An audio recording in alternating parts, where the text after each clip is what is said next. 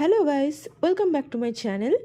আজকে আমি চলে যাচ্ছি জয়নগর মজিলপুরে তিলিপাড়ার রথযাত্রা উপলক্ষে। যেতে যেতে তোমাদেরকে আমি বাইরের কিছুটা আবহাওয়া দেখালাম। দেখো, এবার আমি চলে এলাম আমাদের পাড়ায় এখন রথ টানা হচ্ছে পাড়ার মধ্যে। তারপর আমি বসে পড়লাম পাড়ায় আমাদের বিশাল স্পেশাল সানেঘাটে, যেখানে সবাই মিলে আমরা এখন আড্ডা দিচ্ছি।